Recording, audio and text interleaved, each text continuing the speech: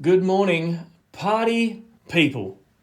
Welcome to the Breakdown with Johnny. I'm really excited today. Number one, it's Friday at the time of shooting this. So the weekend is ahead, okay? And anything is better than the Monday 9 to 5 grind. So I'm really pumped.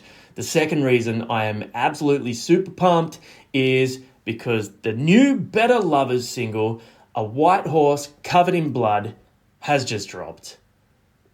Have you heard them? If you say nay, horse pun, hope you got it, then you really should check this band out.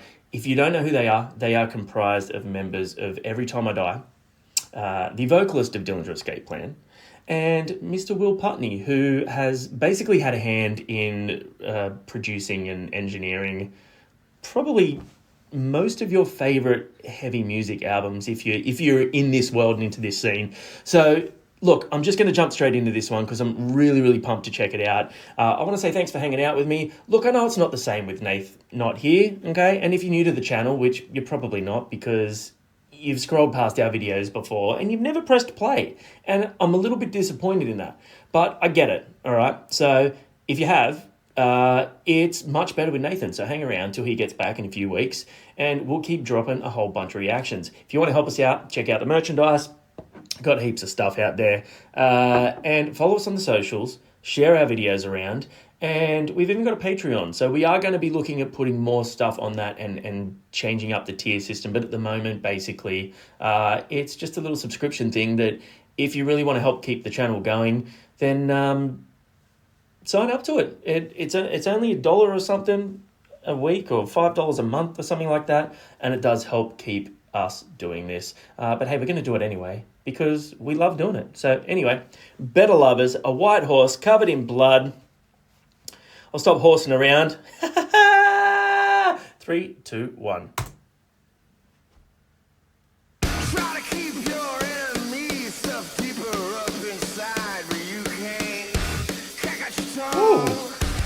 Hey, what have you done? That was a destruction. Oh, there's nowhere to run to, buddy. Can you believe you thought you're so sophisticated? That's where we're headed, baby! Riff City. All the time, man. Can you believe you saw yourself Woo. as a special mind, so slick and so sophisticated? Crack out your tongue now. Oh, hey, what have you done? That is catchy as hell.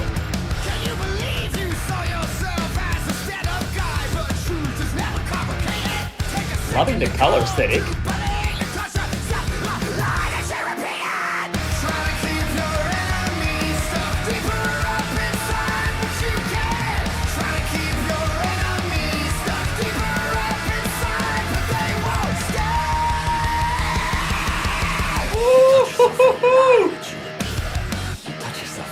Get it, Gregory. Hope you don't mind I called you Gregory. You taught yourself a lie that you repeated. You're a special guy. Won't break if you're interrogated. Crack out your tongue now. Oh, time to face what you've done. You've got the answer that you've always needed. That you Oh, yes. because the truth was always overrated. But there's Let's nowhere fucking to go. now. Time to face what you've done. I've got to put us somewhere. That's what we do. We pause it. We stop when we talk about it. I just want to say this is great. This is so much fun.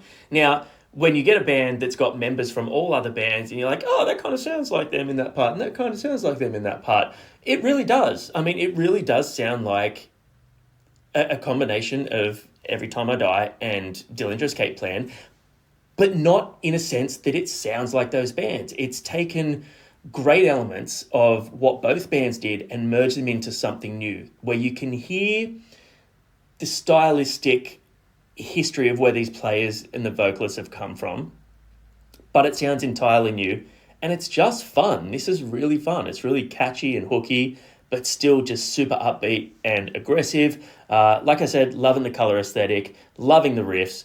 I love just the really solid, tight rhythm section that locks you in.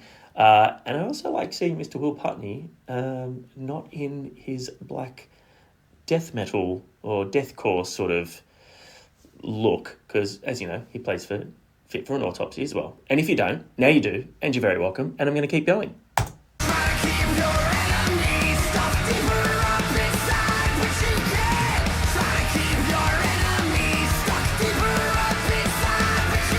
This is shot really cool.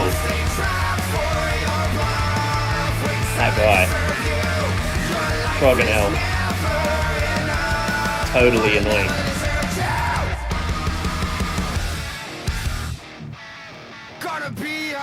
Let's go. I'm gonna break something.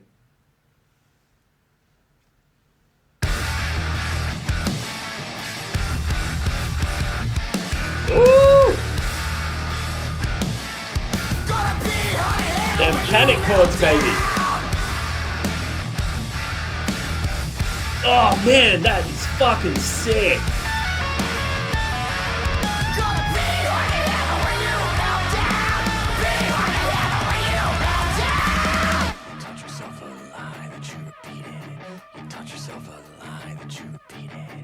This is so fucking cool, man. You taught yourself a lie.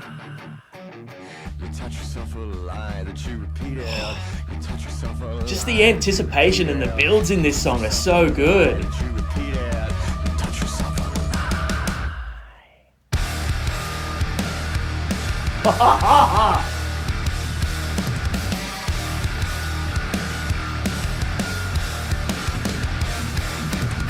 You taught yourself a lie that you repeated. You taught yourself a lie that you repeated. You taught yourself a lie that you repeated. You taught yourself a lie. Ah, yes. Yes. Yes. Yes. So much yes. Oh, I missed a bit. It's kind of like the scene at the end of The Avengers where they're all eating, is it shawarmas or whatever? Dudes in Better Lovers. That was so good. It's so fun. I can understand if that's not for some people. It is quite abrasive, and both all the bands that these guys have come from have always had that real sort of messy, disjointed noisecore vibe. But I love it. I think it's so good, and to be able to incorporate the hooks that they do, the groove, and that sort of, there's always been a real solid underlying rock and roll style and element to what Jordan Buckley does on guitar.